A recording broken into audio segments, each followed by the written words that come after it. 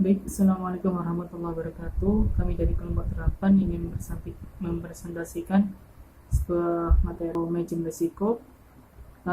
Yang pertama, kelompok dari kelompok 8 yakni ada Muhammad Maulana Wardana dengan NIM 2017-310-119.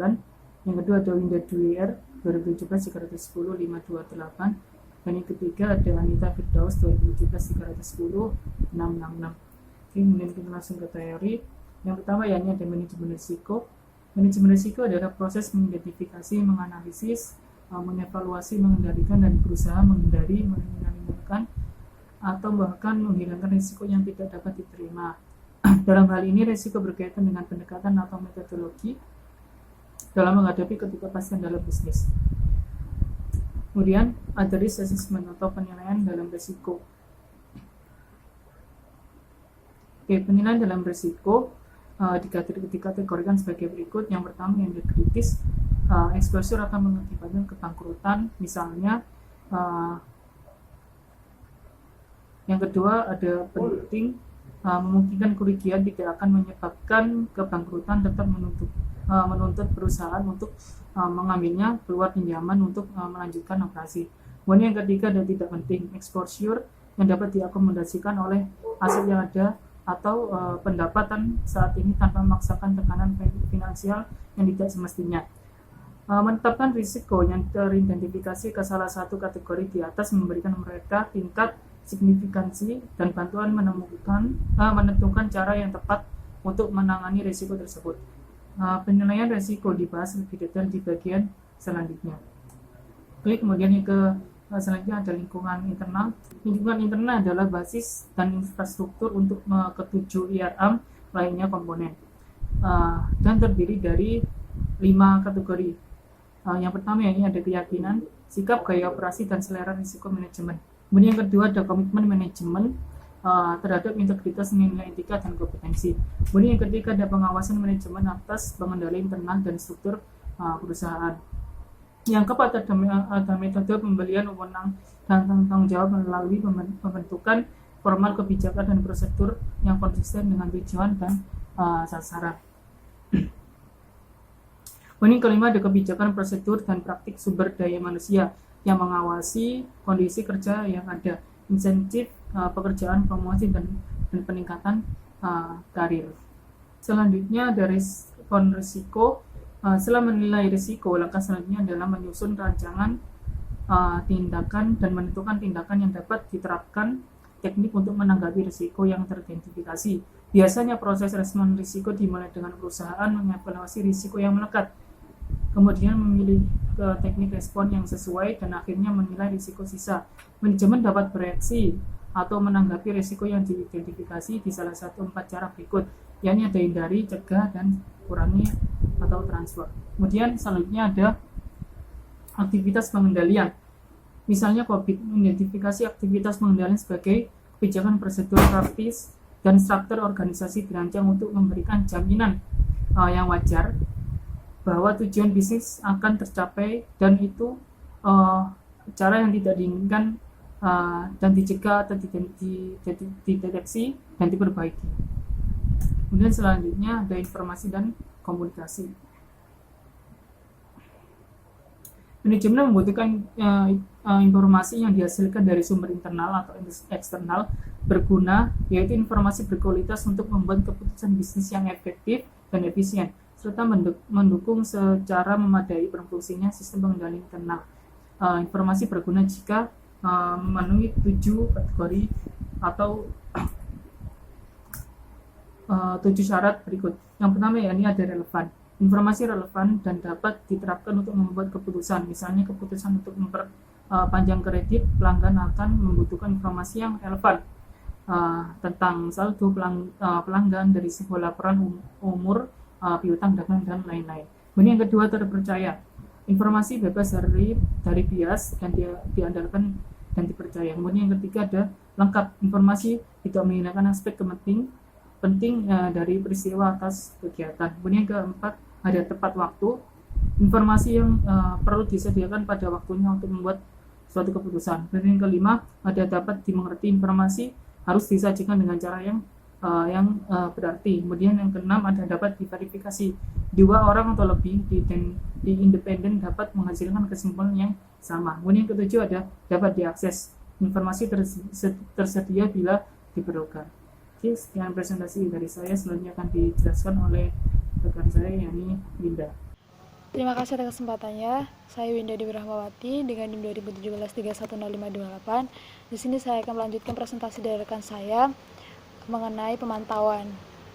Kegiatan pemantauan, baik secara berkelanjutan atau terpisah, harus dilakukan untuk memastikan bahwa informasi dan sistem komunikasi yaitu SIA dilaksanakan secara efektif dan yang terpenting beroperasi seperti yang dirancang. Penilaian pemantauan berkelanjutan yang telah dimasukkan ke dalam proses bisnis yang ada di berbagai tingkatan, misalnya memberikan informasi yang tepat waktu dan relevan, mendukung apakah AIS berfungsi atau tidak seperti yang diharapkan. Nah, pemantauan penilaian itu dilakukan secara terpisah dalam cakupan dan frekuensi yang berbeda-beda, dan dilakukan tergantung seberapa efektif mereka.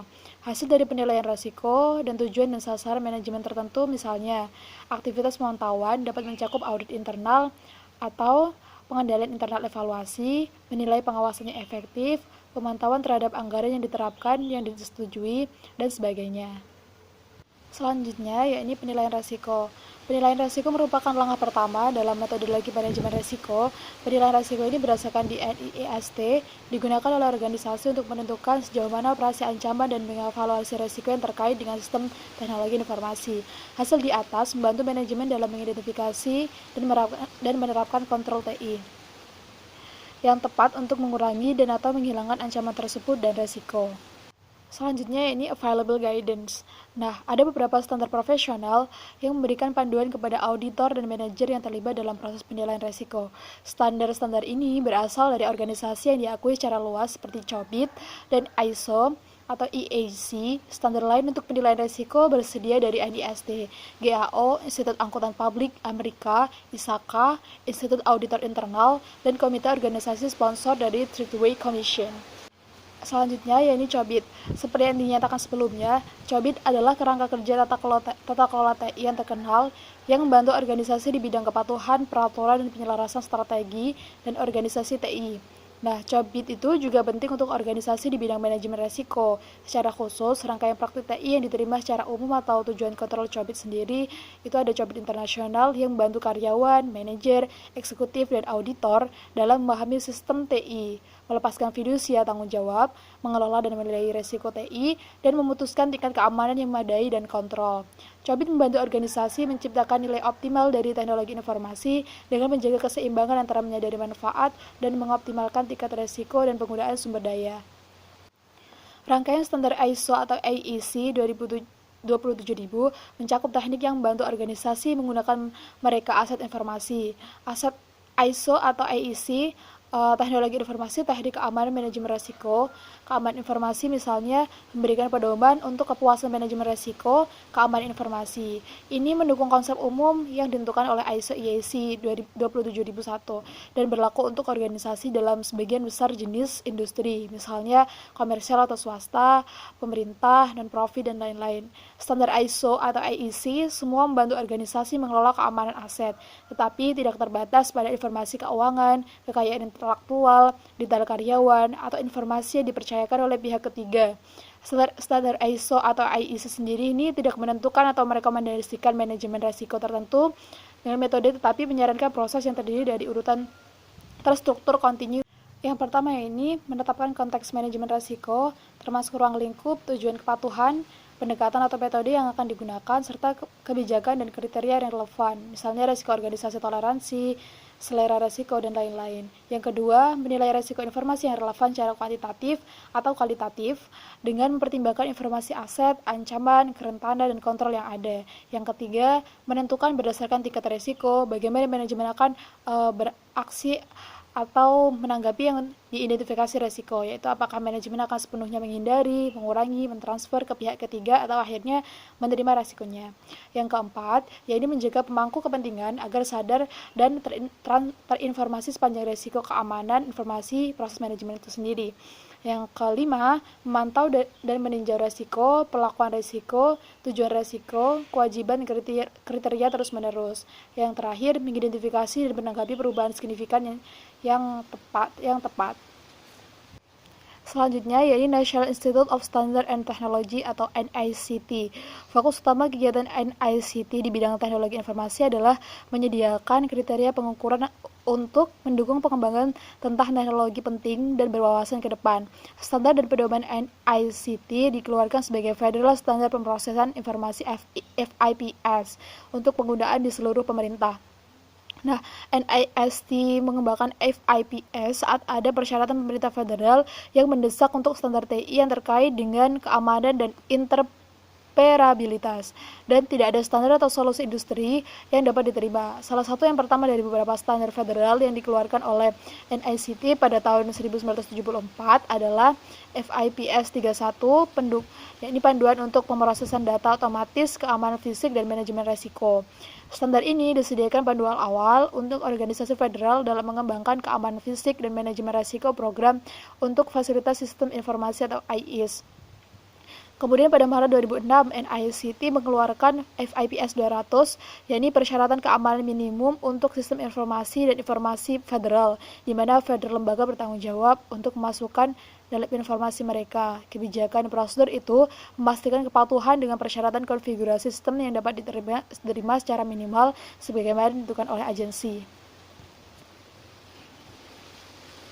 Nah, pedoman NICT ini termasuk SP 830 telah membantu badan dan organisasi federal secara signifikan meningkatkan kualitas keamanan TI dan mereka secara keseluruhan dengan satu menyediakan kerangka kerja standar untuk mengelola dan menilai risiko IS organisasi, sementara mendukung misi organisasi dan fungsi bisnis, kemudian memungkinkan untuk membuat penentuan berbasis risiko sambil memastikan penerapan yang hemat biaya, kemudian menjelaskan pendekatan yang lebih fleksibel dan dinamis yang dapat digunakan untuk memantau informasi atau keamanan IC organisasi, kemudian mendukung pendekatan bottom up dalam hal keamanan informasi berpusat pada individu IS yang mendukung organisasi dan mempromosikan pendekatan top down.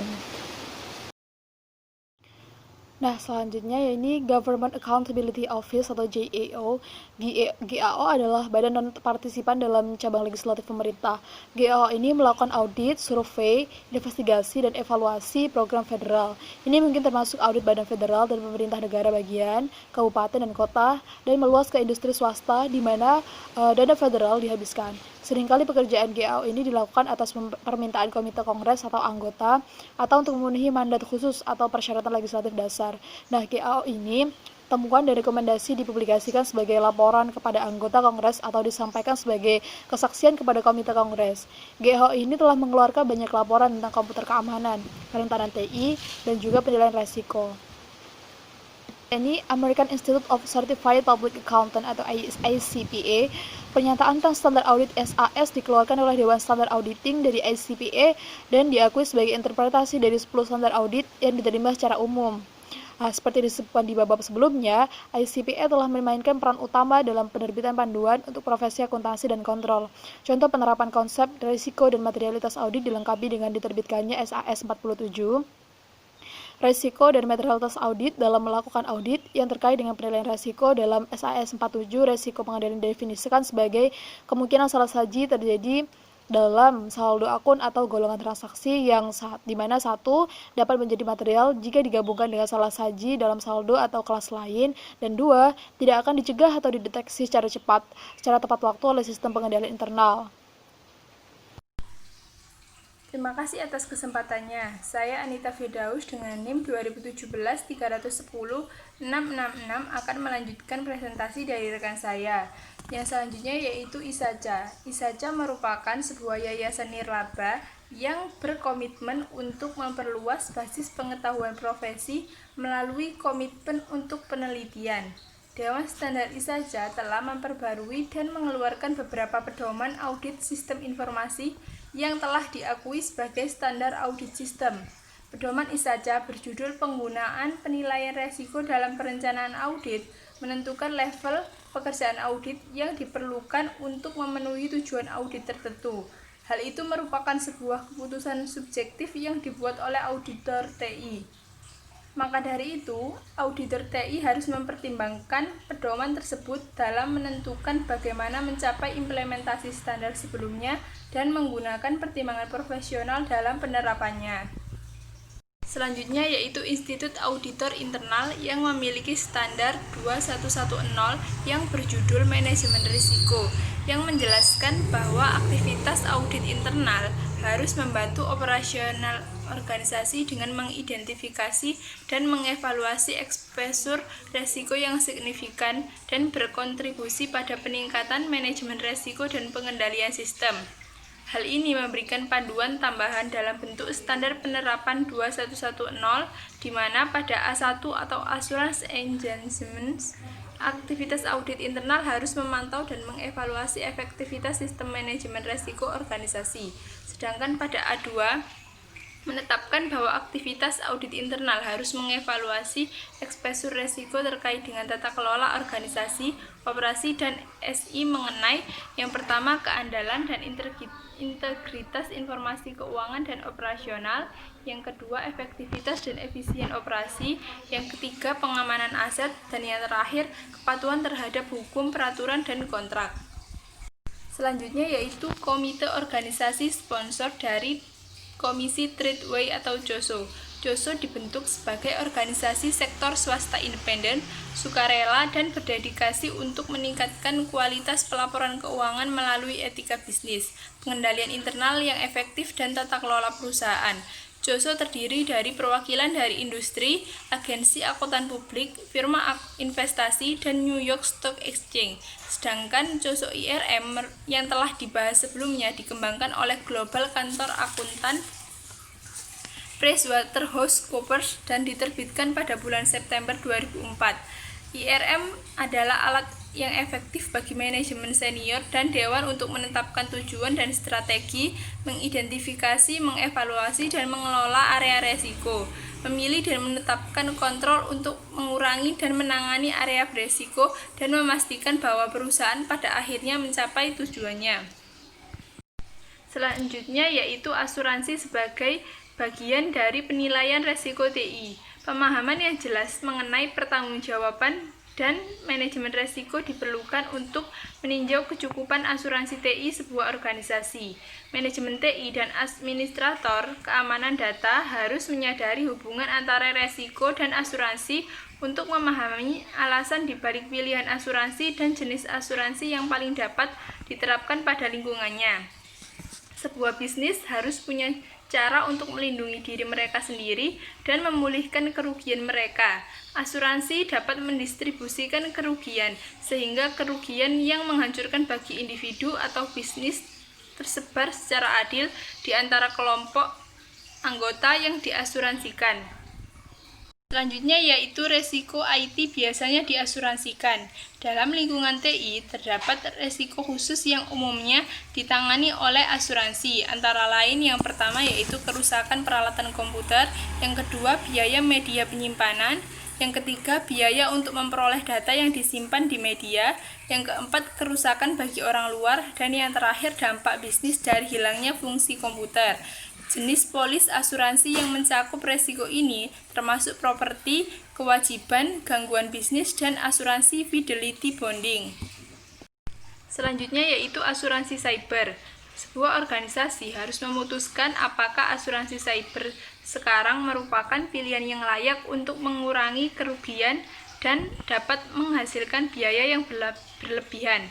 Polis asuransi cyber mengacu pada produk asuransi yang dirancang untuk melindungi organisasi dan individu dari risiko yang berkaitan dengan infrastruktur dan aktivitas TI.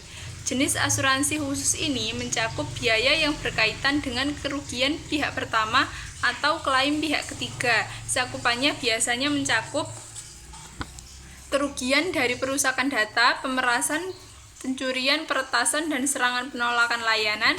Yang kedua, kerugian orang lain yang disebabkan oleh kesalahan dan kelalaian, kegagalan untuk melindungi data atau fitnah. Selanjutnya yaitu pengurangan dan retensi resiko. Pengurangan resiko bisa dicapai melalui pencegahan dan pengendalian kerugian. Jika memungkinkan, kerugian dapat dicegah, maka resiko dihilangkan. Bahkan mengurangi kemungkinan terjadinya kerugian merupakan peningkatan yang signifikan. Jika peluangnya tidak dapat dikurangi, setidaknya tingkat keparahan kerugian seringkali dapat dikontrol. Resiko yang tidak dapat diasuransikan juga dapat dipertahankan tergantung pada kesadaran organisasi akan resiko tersebut. Jika dipertahankan, resiko harus konsisten dengan tujuan manajemen dan analis resiko. Sekian presentasi dari kelompok kami, kurang lebihnya mohon maaf. Wassalamualaikum warahmatullahi wabarakatuh.